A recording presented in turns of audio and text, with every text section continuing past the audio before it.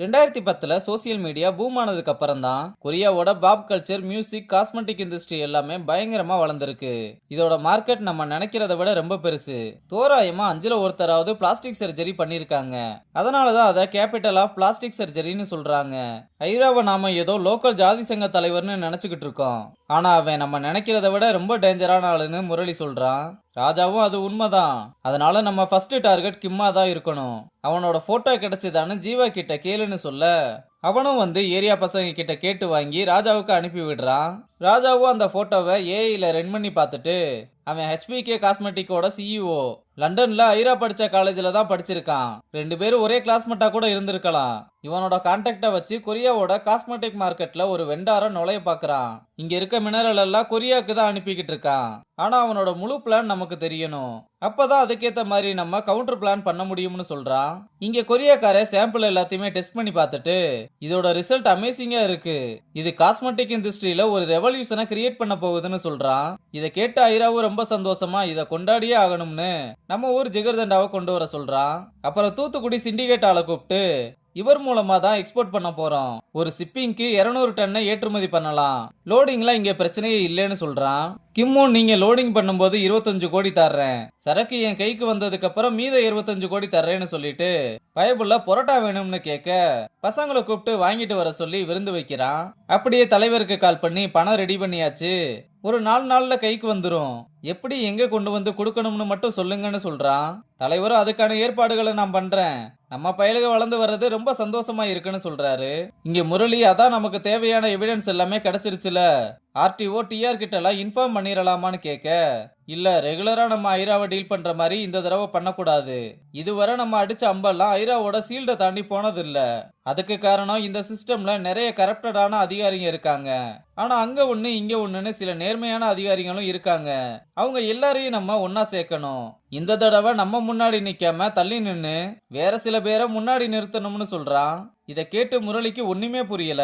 யார நிறுத்த போறீங்க, என்ன பண்ண போறீங்கன்னு கேட்க, அதெல்லாம் நான் பாத்துக்கிறேன். உன்னோட டார்கெட் அந்த கொரியாக்காரன் தான், அவனை எப்படியாவது பிடிச்சே ஆகணும். என்னோட டார்கெட் அந்த சாண்டியார்டு தான், அதை நான் எப்படியாவது எக்ஸ்போஸ் பண்ணியே ஆகணும். நீ ஜீவாவை கூப்பிட்டு அந்த கொரியாக்கார விஷயத்த போய் பாருன்னு அனுப்பி விடுறான். இங்க கௌதம் லலிதாவோட ஆபீஸ் பூட்டியே இருக்கத பார்த்துட்டு, இவ்வளவு நேரம் ஆபீஸை திறக்காம என்ன பண்ணிக்கிட்டு இருக்கா இவனு லலிதாவுக்கு கால் பண்ணி பார்த்தா, அதனால அவனும் சரி வெயிட் பண்ணி பார்க்கலாம்னு அங்கேயே உட்கார்ந்துருக்கான். இங்க முரளி ஜீவா கிட்ட வேகமா கிளம்பு, ஐராவோட வீட்டுக்கு போய் கிம்மா பிடிக்கணும்னு ஜீப் சாவியை வாங்கிட்டு வேகமா கிளம்ப, டே இருடா நானும் வரேன்னு சொல்லி பின்னாடியே ஓடி வர, முரளி அறக்க பறக்க ஓடுறத கௌதம் பார்த்து, இவன் ஏன் இப்படி ஓடுறான்னு யோசிச்சுக்கிட்டு இருக்க, பின்னாடியே ஜீவாவை ஓடி வர அவனை மடக்கி பிடிச்சு எல்லா விஷயத்தையுமே கறந்துடுறான். இங்க ராஜா சமூக ஆர்வலர்கள், என்விரான்மெண்ட் டிபார்ட்மெண்ட், மைனிங் டிபார்ட்மெண்ட்னு எல்லா டிபார்ட்மெண்ட்ல இருக்க நேர்மையான அதிகாரிகளுக்கும் கால் பண்ணி ஐராவோட சேர்னியார்டு பத்தின ஃபுல் டீடைல்ஸையும் சொல்லி இது ஒரு நேஷனல் த்ரெட்னு ஹெல்ப் கேட்கிறான். அதே மாதிரி ஃபாத்திமாவுக்கும் கால் பண்ணி விஷயத்த சொல்லிட்டு ஸ்வேதாவுக்கும் கால் பண்ணி பாதிக்கப்பட்ட ஸ்டூடெண்ட்ஸ், அவங்களோட அம்மானு எல்லாரையுமே ஸ்பாட்டுக்கு வர சொல்றான். அப்புறம் ஐராவோட சேர்னியார்டு கோட்டை முன்னாடி நின்று போராட்டம் வெடிக்க ஆரம்பிக்க அத நியூஸ் சேனல்ஸுமே வந்து கவர் பண்ண ஆரம்பிக்கிறாங்க.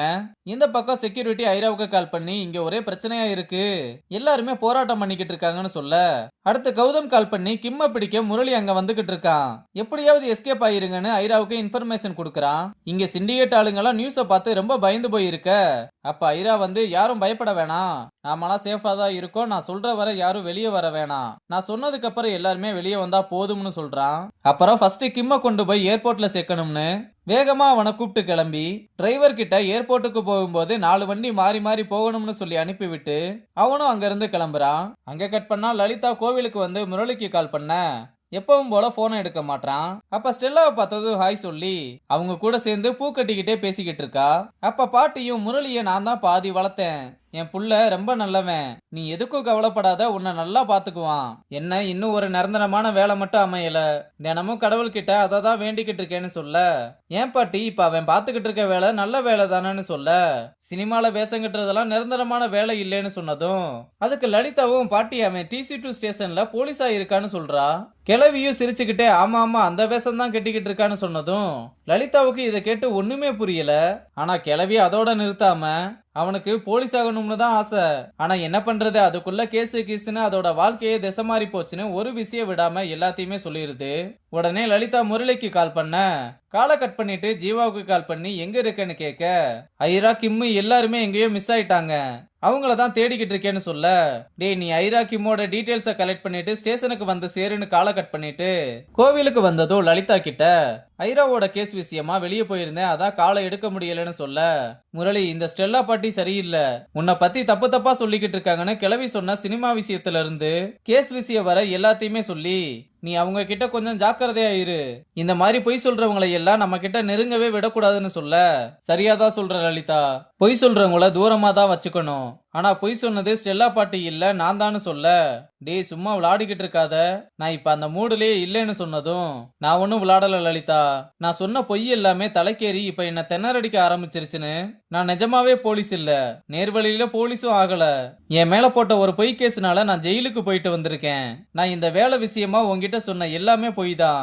ஆனா உன்னை லவ் பண்ணது மட்டும் உண்மைன்னு சொல்ல, பலார்னு ஒரு அற விட்டு ஒரு மயிறு நீ சொல்ல வேணாம்னு சைகையிலேயே சொல்லிட்டு அங்கிருந்து அழுதுகிட்டே கிளம்புறதோட இந்த எபிசோட முடிச்சிருக்காங்க. இப்பதான் ராஜாவும் நீலாவும் ஒண்ணு சேர்ந்தாங்க, அதுக்குள்ள லலிதாவையும் முரளியையும் பிரிச்சுட்டாங்க. சரி, அடுத்த வார எபிசோட்ல என்ன நடக்குதுன்னு பார்க்கலாம். பாய் பாய்.